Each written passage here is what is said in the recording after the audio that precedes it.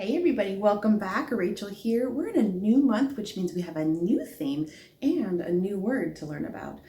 This month's theme is jam session. Okay, that wasn't very good. I'll keep practicing. But our new word for the month is cooperation, which means everybody has a part to play.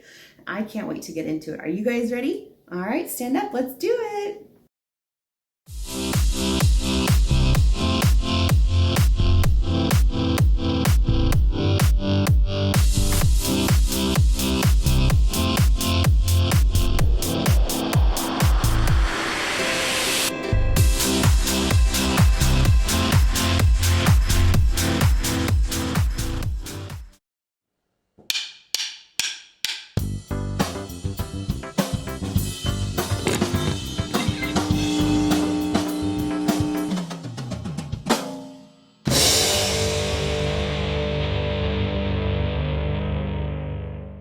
Ever start something small and then discover it was fun to take it big? You read an awesome story and then you bring the whole thing to life for your friends and family. You bake a batch of chocolate chip cookies and they taste so good you recruit friends to put on a whole bake sale. And then you use the money you earn to buy bikes for kids who've never had one. You have fun learning a new way to paint. Then you get together with your friends and paint a whole wall. You send a note to encourage someone. I hope you have a great day. And you also work with your friends to throw an entire surprise party. God created you to do amazing things on your own, but He designed you to do even more when you work together to share His love. And then others can see God at work in all of you. That's why cooperation is a fantastic way to worship God with your life. Because worship is about more than just singing loud. It's all about living loud.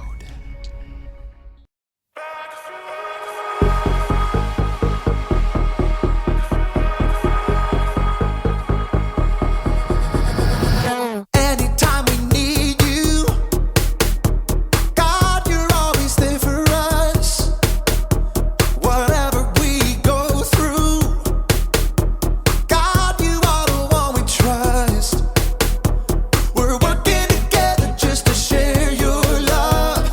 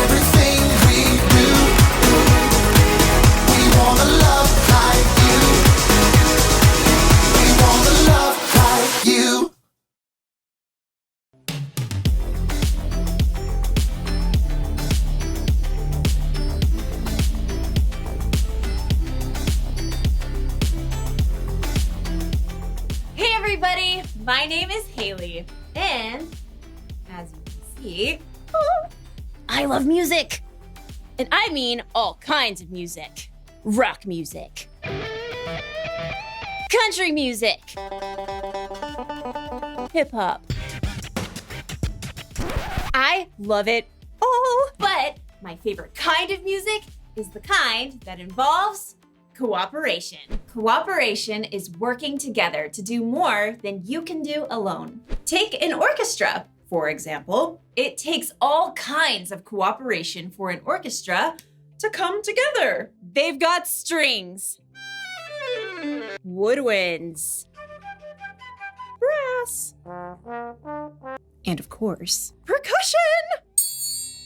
By themselves, those instruments sound just fine.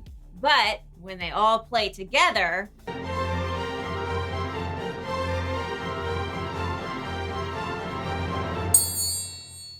they really make some noise. And music isn't the only place where cooperation makes a difference. Cooperation shows up in sports, at school, at home, and, as we'll see in today's story, in tent building.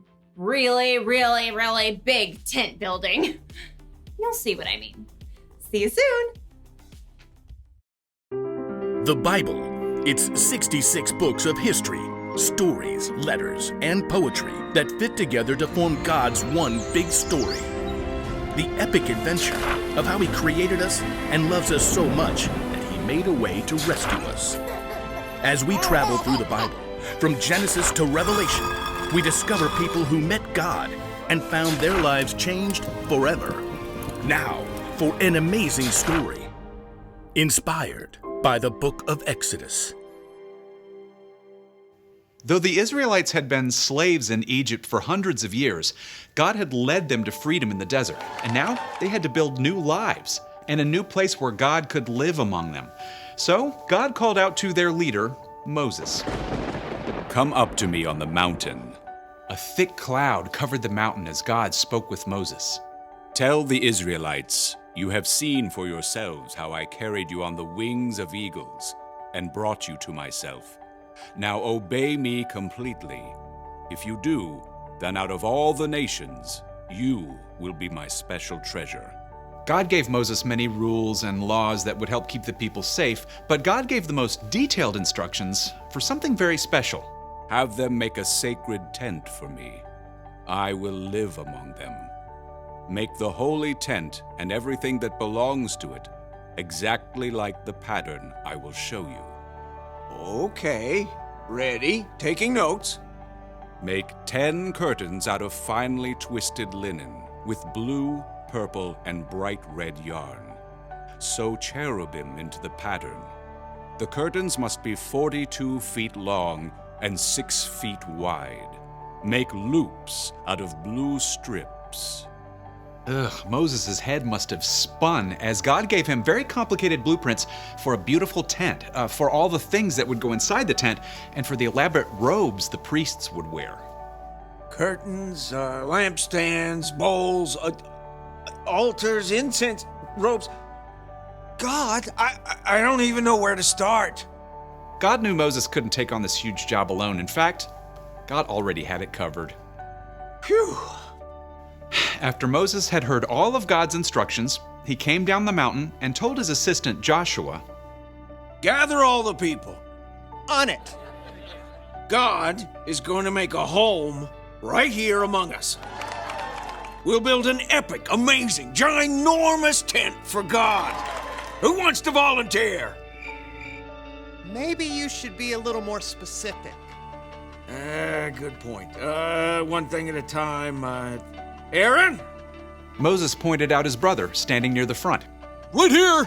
God has chosen you and your sons to serve as priests in the sacred tent. Oh, we're honored, but, we need the tent first. Exactly. We'll need a skilled craftsman to head up the whole project. Moses looked out over the crowd. Bezalel, son of Uri. The names spread through the vast crowd, and in moments, a young man with bright eyes and strong hands leapt off a rock and came forward.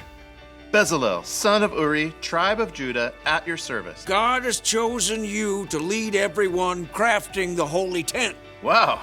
Okay.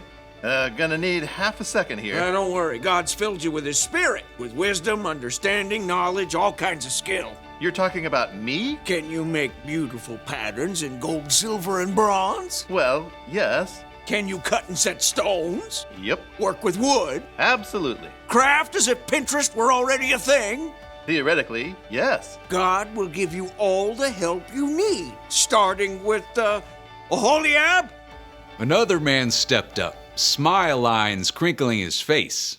Hey, man, that's me. Yeah, God also had chosen you and given you special skill in all kinds of crafts. Oh, totally rad. And to top it off, God has given both of you the ability to teach others everything you know. All right, we're so on it. We'll train up an entire team. There was just one catch. We need to lay in supplies. Yeah, anyone seen a House Depot? How about tents to go? God will take care of it. We need everyone to help. Please bring an offering for the Lord from what you have. Quickly, people came forward to give to the work of the holy tent. Take these gold earrings and this necklace. I can haul in loads of acacia wood on my donkey. I've been saving this purple yarn. I picked the olives for this olive oil. In fact, the people had brought so much, the workers couldn't use it all. Stop! Please, we have more than enough. So under the guidance of Bezalel and Oholiab, a team of men and women stepped up to create the tent. They carved tables and altars and curtain bases. They crafted golden lampstands and bronze bowls. They spun and wove yards and yards of bright-colored linen curtains. They sewed special robes for the priests and compounded beautiful incense to burn on the altar.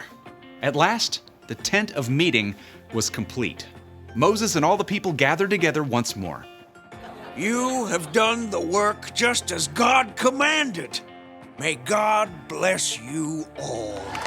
When everything was finally in place and the priests were ready, a cloud covered the tent, and it filled with the glory of God that everyone could see.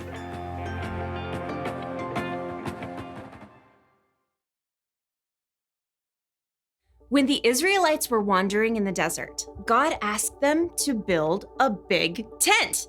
A tent we now call the tabernacle, where people could worship God and where God could live. Oops. You heard that right.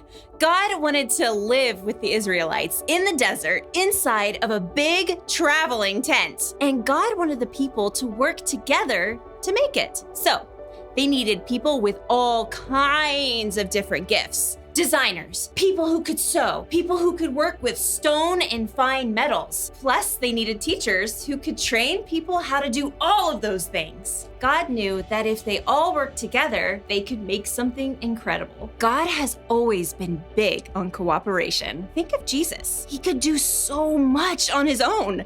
He could work miracles, and yet he chose to work together with a unique group of 12 disciples as he traveled and he taught. God wanted them to work together. And guess what? God wants us to work together too. You see, we are all unique. We all have things we're good at. We could be good at sports, or good at math, or good at coming up with stories. We could be hard workers, or good at solving problems. And by ourselves, we could do just fine. But when we work together, when we use our gifts with the gifts of other people, then we can really make some noise.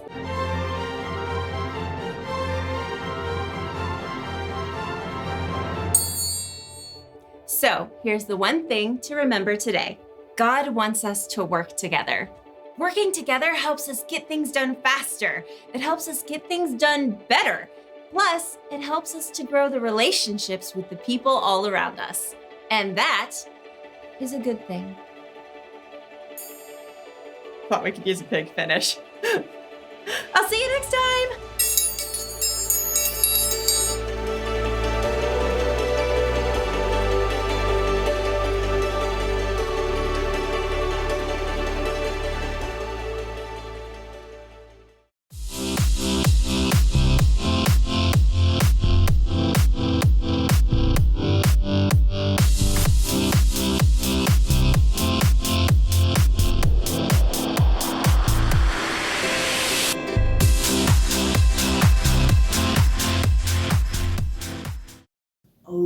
gosh, cooperation, working together so that we can do even more than we could alone. What a great idea. Do you like to cooperate?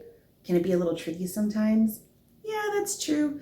But cooperation is one of the best ways to get even bigger things done. And I may not play the guitar very well, but I know that I have a part to play, just like you do. So when we work together, we can do big things. Is that right? Yes, it is. I'll see you guys here next week, okay? Keep cooperating.